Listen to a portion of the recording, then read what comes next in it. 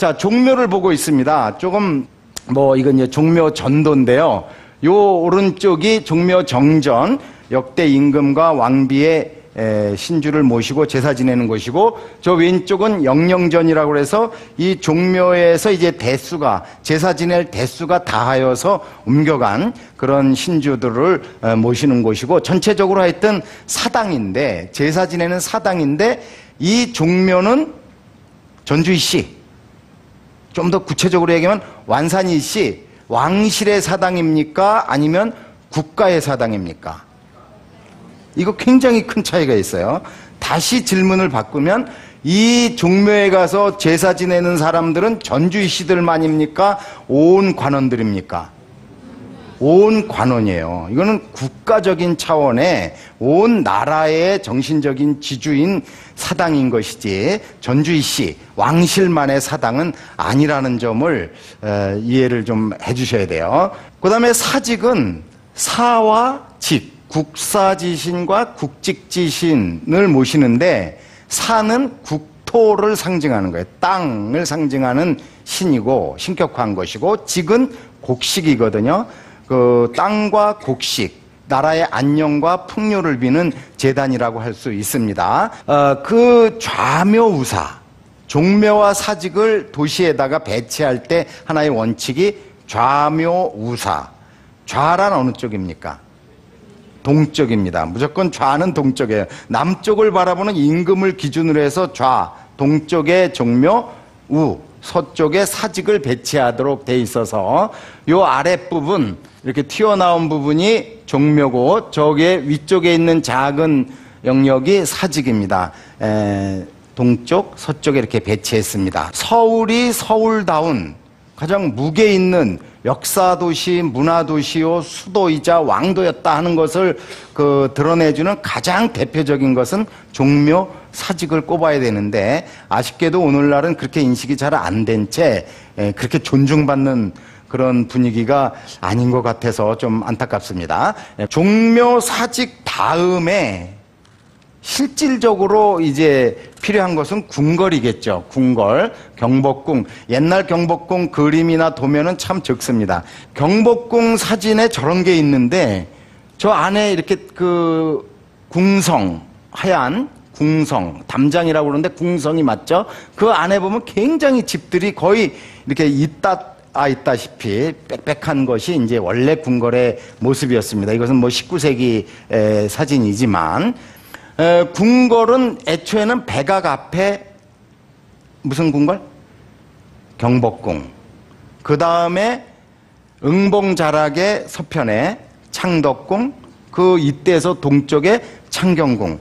요렇게 이제 궁궐을 만들어 가는데, 태조 때 경복궁, 태종 때 창덕궁, 그 다음에 성종 때 가서 창경궁을 만들므로써 이제 서울이라는 도시가 이렇게 갖춰지는 아주 실질적인, 구체적인 계기라고 볼 수 있습니다. 궁궐 다음에 쌓은 것이 태조년간부터 쌓기 시작해서 아까 말씀드린 대로 내사산을 따라서 삥 한 바퀴 성을 쌓은 것인데요. 현재 측정하는 바로는 18.627km. 굉장히 큰 공사죠. 그것을 태조 때부터 열심히 쌓았습니다. 이때 도성을 쌓은 사람들은 누구일까요? 이렇게 말하면 참 막연한데, 백성들입니다. 백성들. 노임, 노동에 대한 대가를 받고 쌌을까요? 그냥 역으로 와서 징발당해서 쌌을까요? 징발당해서. 굉장히 고생스럽고 아주 힘든 노동의 결과인데요. 그 당시에 어쩔 수 없이 그런 노동을 했는데, 그래서 태조 때는 다 돌로 쌓지 못하고 이 평평한 곳은 이제 흙으로 쌓았어요. 토성을 쌓으니까 자꾸 무너지니까 세종 때 가서 다시 이제 전부 석성으로 돌로 바꾸는 공사를 해요. 한 번 더 큰 공사를 하는데, 이때에 세종 때의 토성 부분을 석성으로 쌓는 일을 주도한 사람은 다음 중 누구일까요? 1번 세종, 2번 태종, 3번 태조. 모든 공을 세종에게 돌리는 것은 합당하지 않습니다. 사실에 맞지 않습니다. 세종대왕이 훌륭한 임금이지만 세종대왕을 임금 만들고 그 백성들로부터 이렇게 환영받지 못할 일들, 세금을 거두고 역을 징발하고 막 전쟁을 하고 이런 일들은 누가 다 했어요?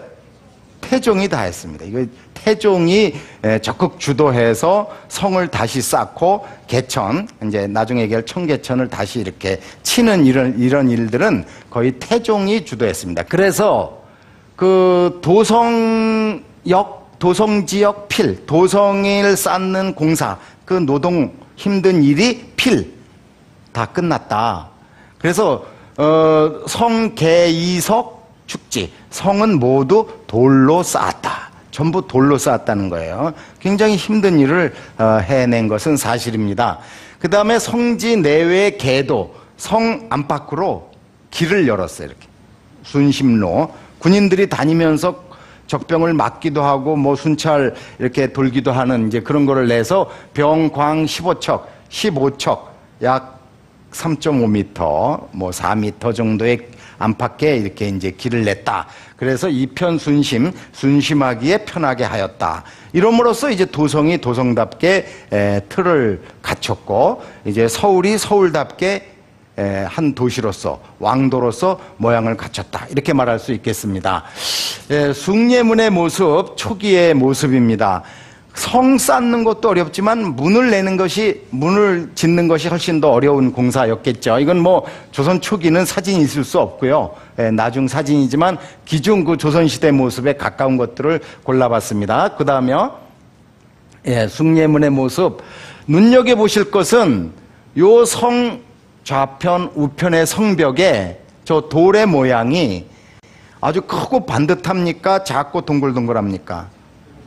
작고 동글동글해요. 한 요만한 게 이렇게 모서리가 딱 깎지 않고 약간 둥글렸다. 이렇게 부드럽게 다듬은 거. 이 돌들은 대개 이 세종년간에 쌓은 돌들입니다. 오래된 돌이죠. 물론 태조 때 쌓은 거 더 오래된 것도 있지만 저 부분 눈여겨 봐주시면 좋겠습니다. 그 다음에 동쪽에 있는 대문의 이름은 흥인문. 원래 이름은 흥인문이에요. 흥인 지자는 그냥 이제 갖다 붙인 건데, 그럼 서쪽은 돈의문, 남쪽은 숭례문, 북쪽은 숙정문 그러거든요. 여기에 가운데 글자들이 인의 예 지 그래야 되는데 살짝 지와 비슷한 뜻의 정으로 바꿨어요. 인의 예 지로 보면 되겠습니다. 인의 예 지를 뭐라 그래요? 사단 그럽니다. 사단. 사람으로서 갖춰야 될 네 가지 가장 기본적인 덕목, 인의 예 지를 갖다가 붙인 거예요. 그걸 동서남북에 맞춰서 붙이게 되어 있습니다. 그래서 숭례문 그러면은 이거를 숭례문에 대해서 소개를 할 때 이 문으로 말씀드릴 것 같으면 이 문은 예를 숭상하는 문입니다. 그러면 흥인문은 인을 흥하게 하는 문입니다. 그렇게 설명하는 사람이 있어 보일까요? 아니면 숭례문 예자가 들어갔으니까 예는 남쪽이다. 이건 남대문, 남문이란 뜻이야. 그 다음에 인자 들어가면 동쪽의 문이야, 동문이야. 의는 서쪽이야, 지는 북쪽이야. 요렇게 가르치는 분이 더 잘 가르치는 건가요? 두 번째죠, 두 번째. 그냥 예를 숭상한다. 그건 그냥 멋있게 갖다 붙인 것 뿐이고, 그걸 이름을 직역하면은 참 그거는 맞지를, 틀린다고 할 수는 없지만은 깊이는 없다. 이렇게 볼 수 있어요. 여기에 들어있는 코드, 질서를 가르치는 것이 우리 어린이들에게는 그렇게 가르치면 더 많은 것을 이렇게 알아보고 깨달을 수가 있다는 거예요. 인의 예지, 이게 4단이고 거기다 하나 더 보태면 5상이 되는데, 5상도 사람이 갖춰야 될 5가지 떳떳한 늘 잃지 말아야 될 도리, 인의 예지 신이거든요. 신자 들어간 한가운데 있는 게 시설물이 뭡니까? 문 비슷하지만 문은 아닌 종을 달아놓은 보신각. 맞췄어요. 보신자 들어가 있죠. 보신각. 한 건 했네요. 예, 인의, 예지, 신 이렇게 이름을 붙이면서 이제 사대문과 사소문을 쌓았다.